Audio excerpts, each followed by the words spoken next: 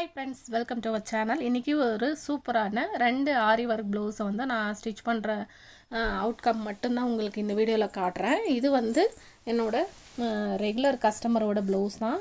Embroidery work வந்து போடாமல் அவங்க என்ன பண்ணியிருக்காங்களா, ஆரி ஒர்க் ப்ளவுஸ் தான் போட்டிருக்காங்க. இப்போ வந்து ட்ரெண்டிங்கில் நிறைய பேர் வந்து எம்ப்ராய்டரி ஒர்க் தான் போடுறாங்க. பட் இவங்களுக்கு வந்து ஆரி ஒர்க் தான் பிடிச்சிருக்கு அப்படின்னு சொல்லிட்டு ஆரி ஒர்க் போட்டு எடுத்துகிட்டு வந்தாங்க.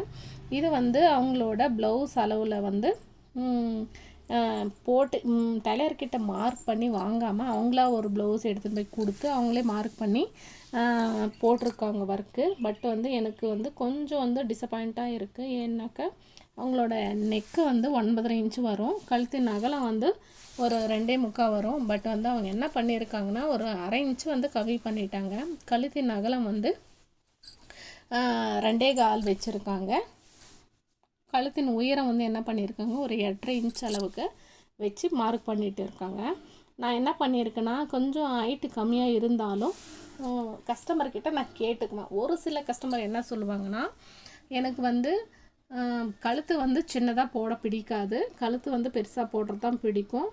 அதனால் நான் கொஞ்சம் எனக்கு கேப் வந்தாலும் பரவாயில்ல, ஷோல்டர் கிட்ட ஒர்க் இல்லாமல் கேப் வந்தாலும் பரவாயில்ல, என்னோடய அளவு ப்ளவுஸில் எவ்வளோ இருக்கோ அவ்வளோ வச்சு ஸ்டிச் பண்ணுங்கள் அப்படின்னு ஒரு சில கஸ்டமர் சொல்லுவாங்க. ஒரு சில கஸ்டமர் என்ன சொன்னாங்களா, சரி அவங்க தப்பாக போட்டிருந்தாலும் பரவாயில்ல, அந்த ஒர்க்கு எவ்வளோ போட்டிருக்காங்களோ அதே அளவுக்கு எனக்கு ஸ்டிச் பண்ணி கொடுத்துருங்க அப்படின்னு சொல்லுவாங்க.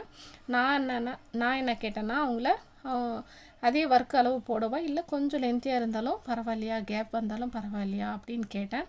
இல்லை, எனக்கு அவங்க எவ்வளோ ஒர்க்கு போட்டிருக்காங்களோ அந்த அளவுக்கே எனக்கு மெஷர்மெண்ட்டில் ஸ்டிச் பண்ணி கொடுத்துருங்க அப்படின்னு சொன்னாங்க. சரின்னு சொல்லிவிட்டு நான் கட் பண்ணி வச்சுட்டேன். இதுவும் அவங்களோட ப்ளவுஸுங்க தான். 3 சாரீ வந்து ஆர்டினரி கொடுத்துருந்தாங்க, 2 சாரீ வந்து இது மிஷின் ஒர்க் ப்ளவுஸ் கொடுத்துருந்தாங்க. இது 3மே சிம்பிளாக ஸ்டிச் பண்ணுற மாதிரி தான், ரவுண்ட் நெக் வச்சு. அதுக்கு லைனிங் எடுத்துகிட்டு வந்து நானே கட் பண்ணி வச்சுட்டேன். இந்த எல்லோ கலர் சாரீ ப்ளவுஸ்க்கு மட்டும் 2 கிளாத் வந்து லைனிங் எடுத்துருக்கேன், 2 கலரில். பார்டரில் வந்து க்ரீன் வரும், பாடி ஃபுல்லாக வந்து எல்லோ வரும். அதனால் நான் அந்த ஸ்லீவுக்கு மட்டும் க்ரீன் கலர் லைனிங் கொடுத்து ஸ்டிச் பண்ணலாம் அப்படின்னு சொல்லிட்டு 2 லைனிங் எடுத்துகிட்டு வந்தேன். நான் அதுக்கு தகுந்த மாதிரி சார்ஜ் பண்ணிக்குவேன், லைனிங்கோடு சேர்த்து சார்ஜ் பண்ணிக்குவேன். இந்த சாரீக்கு எல்லாமே ஃபால்ஸ் வச்சு தைக்கணும் அப்படின்னு சொல்லிட்டு ஃபால்ஸும் எடுத்துகிட்டு வந்தேன்.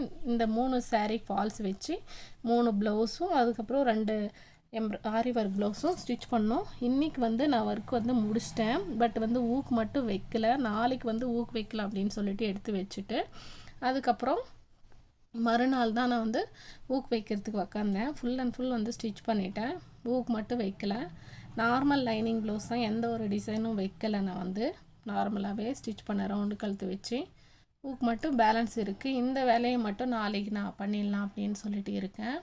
பாருங்கள், ஸ்லீவுக்கு மட்டும் க்ரீன் கலர் கிளாத் கொடுத்து ஸ்டிச் பண்ணியிருக்கேன். பாடிக்கு வந்து எல்லோ கலர் கிளாத் தான் வச்சு ஸ்டிச் பண்ணியிருக்கேன்.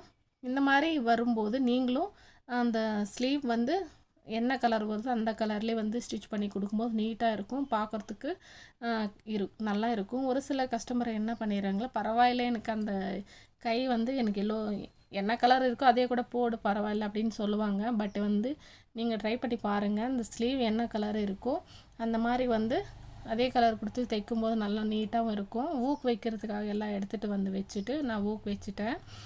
நான் மோஸ்ட்லி ஒரு 10 ப்ளவுஸ் மேலே இருந்தால் நான் ஊக்கு வைக்கிறதுக்கு வெளியில் கொடுப்பேன். பட் வந்து இது ஒரு 5 ப்ளவுஸ் தான். கொஞ்சம் நான் வந்து இன்றைக்கி மிஷின் தைக்கல, ஏன்னா மிஷினெல்லாம் க்ளீன் பண்ணி மிஷினாக ஊற்றுனால இன்றைக்கி தைக்க முடியாது. அந்த வேலையை வந்து நம்ம ஊக்கு வைக்கிறதுக்கு யூஸ் பண்ணிக்கலாம், வெளியே கொடுக்காம நம்மளே வச்சிடலாம் அப்படின்னு சொல்லிட்டு நான் உட்காந்துட்டேன். ஒரு 1/2 ஹவரில் இந்த 5 ப்ளவுஸுக்கும் ஊக்ஸ் எல்லாமே வச்சுட்டேன். இந்த ப்ளவுஸ் வந்து ஸ்டிச் பண்ணுறதுக்கு எவ்வளோ காஸ்ட்டு அப்படின்னு சொல்லிட்டு நீங்கள் கமெண்டில் கேட்பீங்க. கண்டிப்பாக நான் சொல்கிறேன். ஆரி ஒர்க்கு ஸ்டிச் பண்ணுறதுக்கு நான் வந்து ஒரு 450 வாங்குகிறேன்.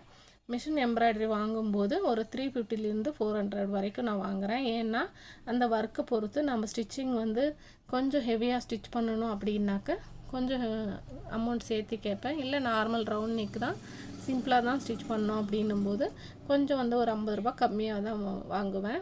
அந்த மாதிரி தான் இந்த ப்ளவுஸ்க்கு வந்து 450 நான் கேட்டேன். அவங்க வந்து எனக்கு 420 தான் கொடுத்தாங்க.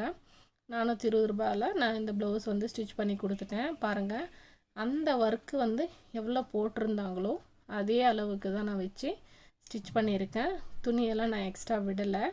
பட் வந்து எனக்கு அது மட்டும் கொஞ்சம் சாட்டிஸ்ஃபேக்ஷனாக இல்லை. கழுத்து மட்டும் கொஞ்சம் குட்டியாக இருக்கிற மாதிரி இருக்குது அப்படின்னு சொல்லிட்டு ஃபீல் பண்ணேன். இவ்வளோ அளவுக்கு நம்ம காசு கொடுத்து ஒர்க்கு போட்டுரும், பட் வந்து ரொம்ப நாளாக வந்து வேர் பண்ண முடியாத அளவுக்கு ஆகிடும். ஓகே ஃப்ரெண்ட்ஸ், இந்த வீடியோ பிடிச்சிருந்தா மறக்காமல் லைக் பண்ணுங்கள், ஷேர் பண்ணுங்கள், என்னோட சேனல் சப்ஸ்கிரைப் பண்ணிக்கோங்க.